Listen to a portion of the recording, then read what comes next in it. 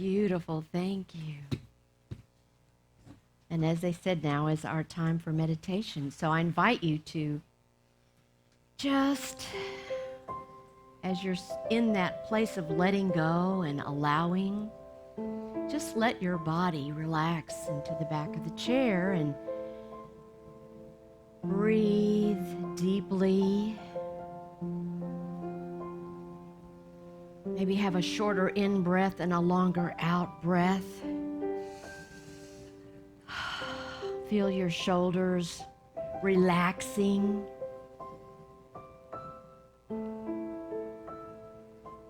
When we can let go and we can allow, it moves us into a place of trusting.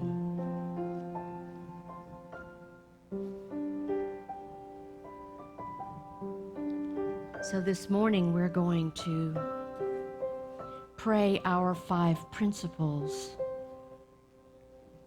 the foundation of the teachings of our ministry. Breathing in and breathing out.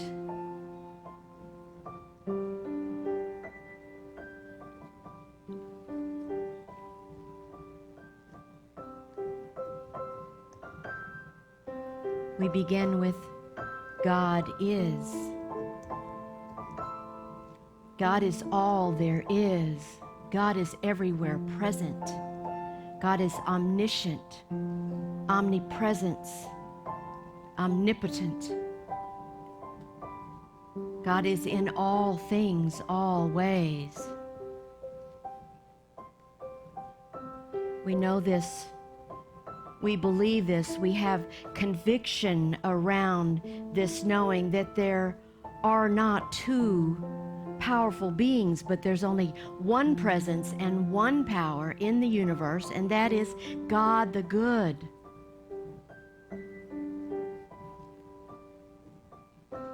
And we know that we are children of this one, that we are 100% divine and 100% human. And as children of God, we have within us that divinity. We are indeed expressions of God on this planet. We are powerful, magnificent beings. And we're so grateful to know that that Christ presence is in us, as us, and through us, always. Spirit is always tapping and moving through us to nudge us to our highest and best, to nudge us to live as Jesus taught, to be the love that we came here to be.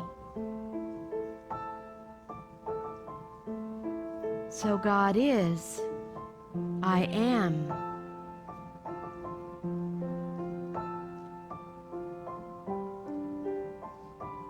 And because you are a divine expression, you create your experience by what you think, what you feel, what you believe,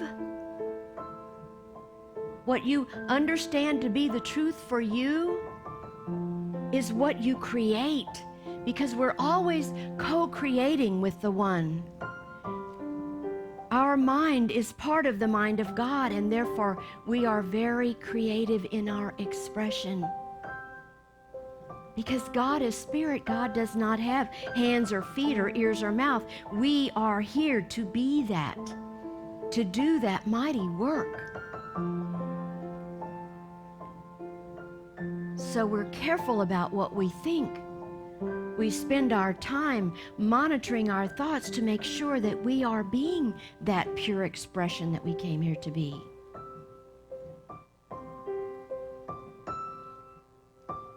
God is, I am, I think. And next, we know that that oneness comes from our spending time in the silence, from taking time to do prayer and meditation, to focus on that which is the desire of our heart.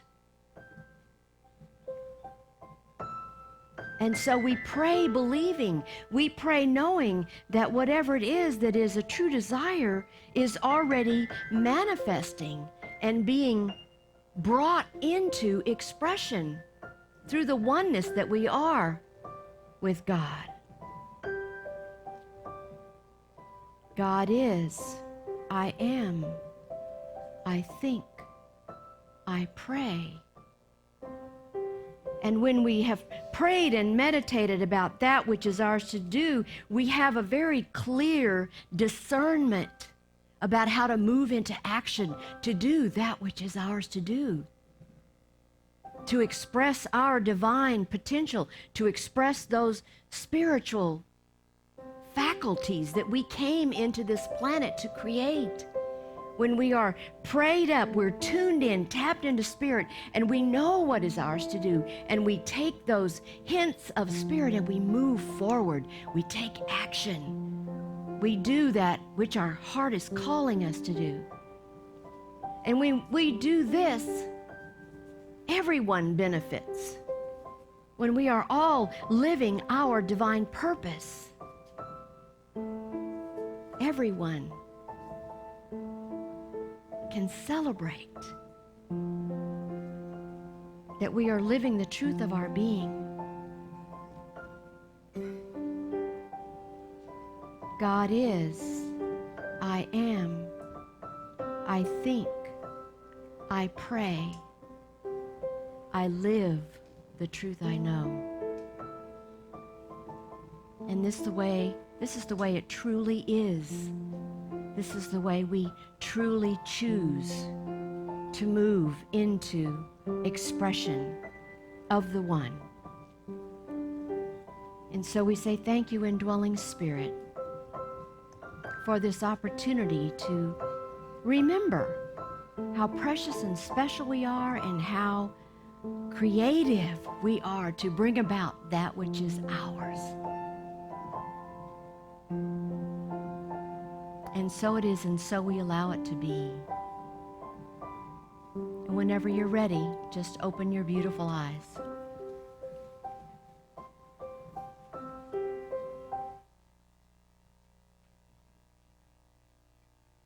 Meet life with faith. Don't you love that?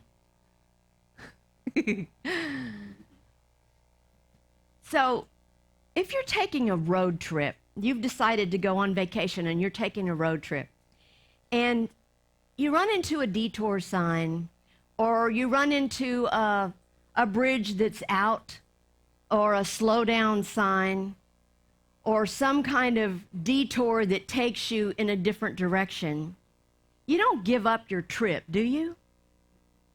You just see it as a little side trip, or you see it as something that's going to make you see something you hadn't seen because you're going a new way, right? But you're not going to give up your trip because you have in mind a destiny. You have in mind a place that you want to get to.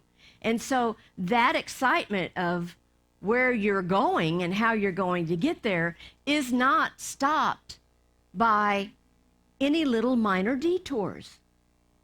Well, you see, that's exactly how we need to live our lives. That's how we meet life with faith. We don't let the little things, and sometimes they're big things, that come into our lives detour us from our spiritual path, detour us from doing what we know we came here to do, you see. We just don't, because we're on this road and we know what our divine purpose is. And so things come up, things we don't like, things that we don't even think we asked for, but it showed up anyway, right? It could be a physical thing, it could be an issue with a family member, whatever it is, it doesn't really matter. It's only a detour, you see. It doesn't stop us from doing what we came here to do. Everything is impermanent. Everything passes. Everything that happens is temporary, you see.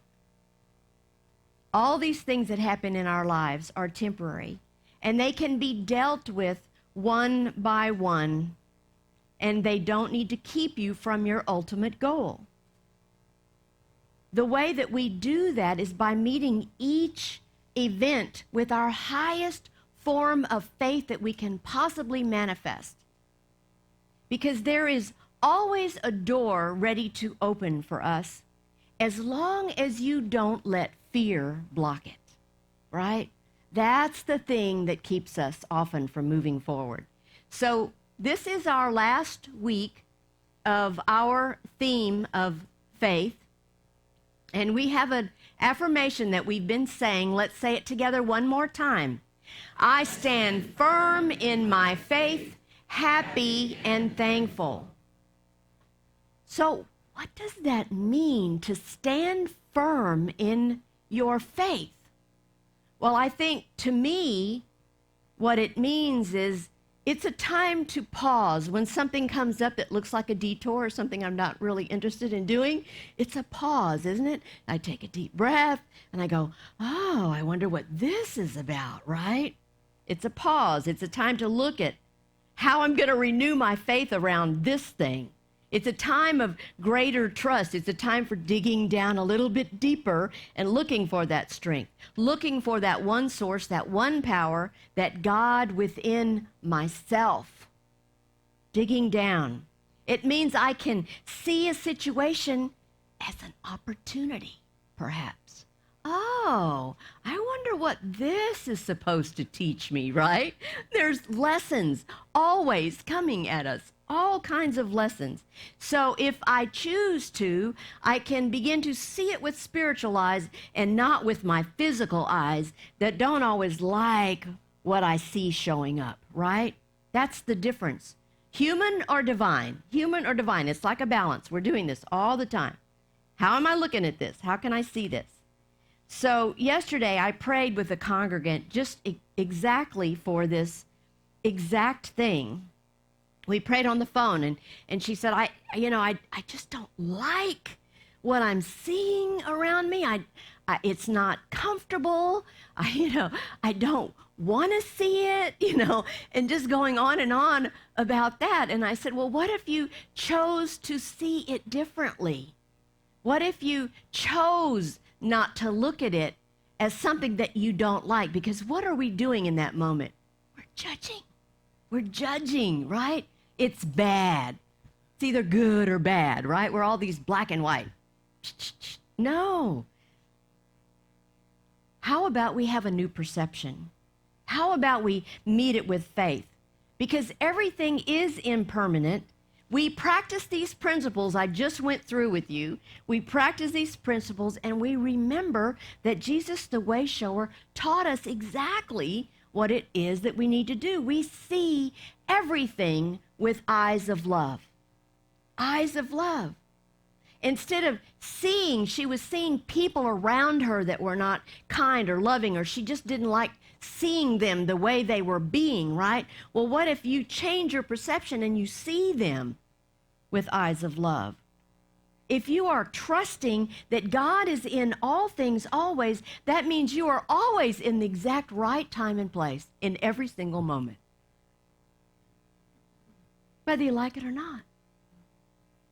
So to declare the truth, to stand firm and declare the truth with the conviction that you can affirm. And this comes from Martha Smock. Martha Smock, she was the Daily Word editor for 33 years at Unity.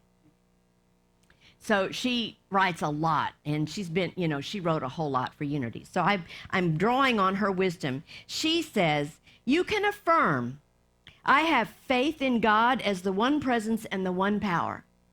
Because we say that every Sunday, right?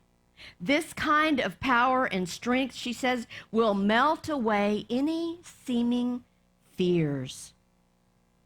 She would tell you, it's as though God says, I'm here, I am your life, I am your all. You feel a new strength, a new faith, and more certain than you have ever known before. She would tell you simply that when something comes up that you don't particularly like, it's a turning point. It's a turning point. And Charles Fillmore, our co-founder, in his book Prosperity says, it is faith when we are fully conscious of things not seen, right? And have the assurance of things not yet manifested.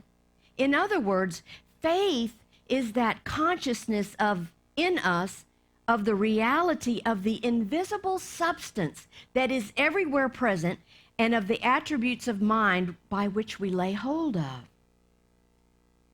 We must realize that the mind creates real things. Everything that we see in our lives has beginning in thought. That's how creative we are. So sometimes we get great divine ideas, and then we kind of foo-foo them. We make light of them. We say, oh, I had this idea, or I had this thought, maybe this and this and this could happen. And then we go, oh, that's probably not very realistic. We downplay. And Fillmore says, just thinking these thoughts and ideas are the eternal realities from which we build our life and our world. Everything begins. So our Trinity is not Father, Son, Holy Spirit. It's mind, idea, expression. If you don't pay attention to the ideas and you don't bring forth that which is calling you, then who do you think is going to do it? If it's your idea, it's Spirit giving you a tap and a nudge to go and do this. It's your divine idea. So if you foo-foo it, then it will never come to pass. And who knows who will be worse off because you didn't follow through on your divine ideas and your thoughts. Thoughts are things. So remember originally in the beginning of the month when I said Charles Fillmore's definition is faith is the perceiving power of the mind linked with the power to shape substance. That means that it doesn't exist until we have the thought, right? Mind, idea, expression. We are to bring it into manifestation. That's why it's so important that we pay attention to our thoughts and that we pay attention to where we're putting our energy and where we're putting our focus. Because when you put focus on something, you're going to bring that. And that doesn't mean it goes both ways, negative or positive. If you put more energy around something that's negative, you're going to get more of that. So that's how powerful we are in our lives. So it's pretty simple. How are you perceiving your life? It's a choice, isn't it? It's a choice. Years ago, there was a gunman that killed a whole family. He killed the parents and 4 children, and he left 15-year-old Cassidy Schott laying there dying, and she miraculously survived it. She lost her entire family in one instance.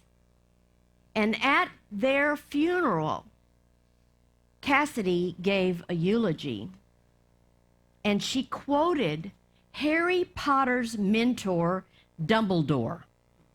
Now, you all know Harry Potter stories, right?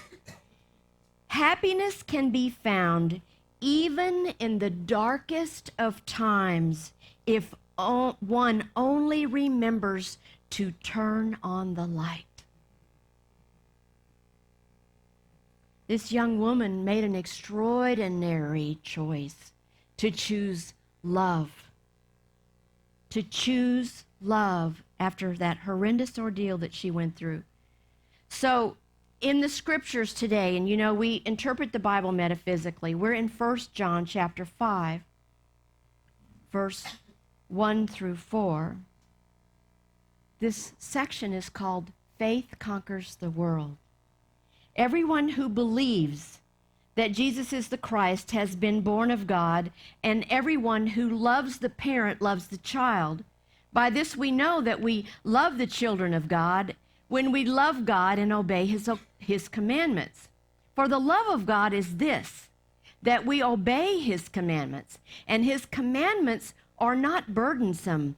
For whatever is born of God conquers the world. And this is the victory that conquers the world, our faith. Pretty simple, right? Pretty clear to me that our faith is really important. Where are we putting our faith?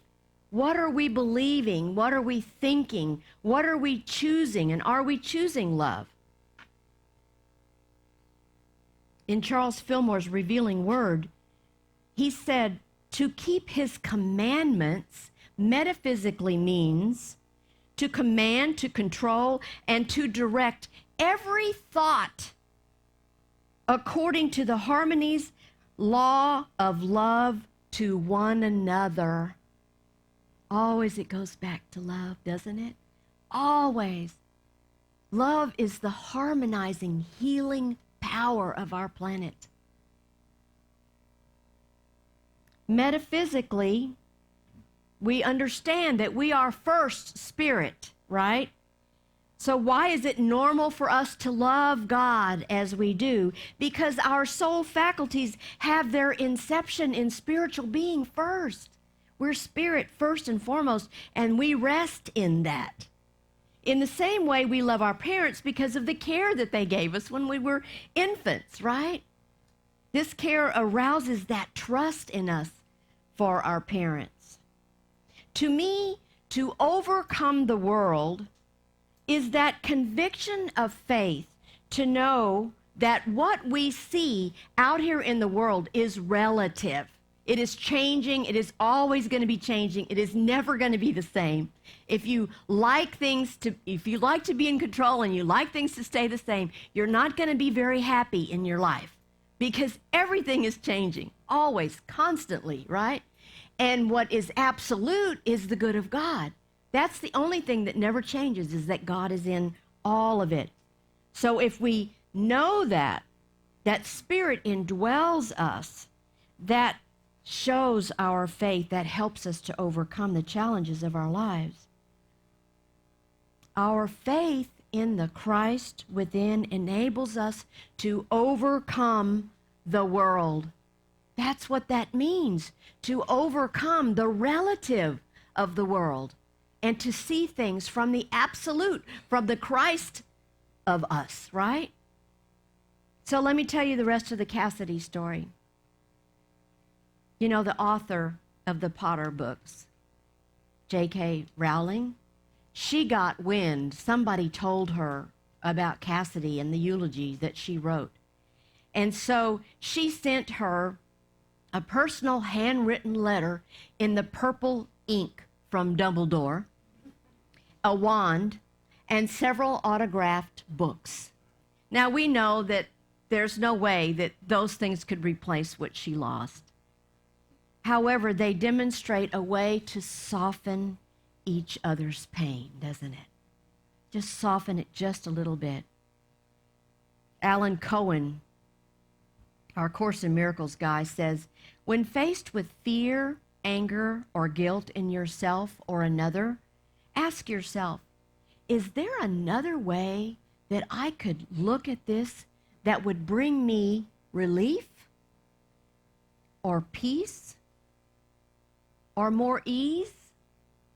It's a very good question to ask when something comes up that you don't like, right? If there is, he says, pray to be wrong about the way you may have been looking at it, so you can see it from a new, more healing perspective. A Course in Miracles asks us, would you rather be right or happy? It's a good way to look at it, isn't it? Wouldn't you rather be happy? So Martha Smock says about disappointment, if you have met disappointment with tears or angry protest against unfairness of people, you know, how you've been done wrong, how so-and-so did this to you, and you tell the story over and over again. That's where you're putting your energy, right? You know what you're doing isn't working. So she says, meet disappointment with faith. Change your thinking and say, there is no disappointment. There is only God, only good. I see God in myself. I see God's goodness in everyone. I see God everywhere. We just sang that song a few, The Face of God. I love that song. I think it was Mother's Day we sang that. The Face of God. I know that things are always working together for good. You know this to be the truth. Think about that time that something that seemed really not good in your life unfolded, and you were going, oh my gosh, what is going on here? And then what happened? There was a turning point, and something good came out of it. Something so good you could have never planned it with your human brain, but it was so much better. The outcome was so much better than what you expected. That's God working in and through you, and Spirit working in and through you. In Genesis chapter 50, verse 20, you remember Joseph? He forgave his brothers, and he said, though you intended harm to me, God intended it for good. God intended it for good. And in every single situation and circumstance, you need to have that kind of faith that God intends good for you always, and have faith in the outworking, that good is on its way and divine good will meet you every step of the way. Okay, enough preaching. I have a very, very short joke today. All right? So I went to this wedding. It was a wedding of 2 satellites. Now, the wedding itself, the ceremony was not so much, but the reception was amazing. I know, it's really corny. I was running out of time. It's getting late. Yeah, I had to do a short and sweet one. Well, it's all about the food today, so I don't want to keep you in here when you're smelling all that wonderful food out there. So I have a quick thing to close with Martha Smock in Turning Points. It's the book that I'm using today. Just take in her words. You are meant to be alive and enthusiastic. You are meant to press forward eagerly. You are meant to grow and unfold spiritually, as well as to be whole and perfect mentally and physically. You are meant to know that God is the power in you, the power at work in your affairs, the power at work in the lives of your dear ones, the power at work in the world. You are at a turning point, she says. Do not give up. And that's the way it is today. Thank you so much.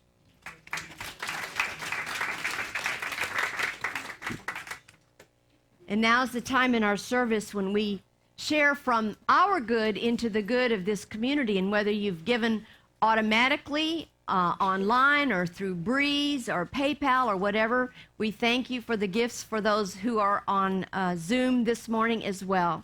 We bless these gifts together with this divine love through me, blesses and multiplies all that I am, all that I have, all that I give, and all that I receive. Thank you, God, that this is so.